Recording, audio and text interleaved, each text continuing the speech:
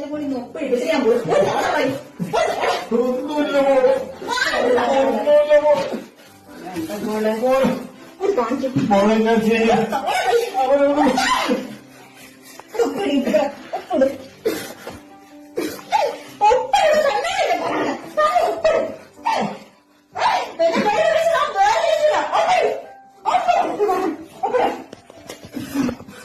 ഇത് മാത്രമല്ല ഇതാ ഞാൻ കാണിച്ചത്. നിങ്ങൾ രണ്ടേ മക്കളെ കാണിച്ചത്.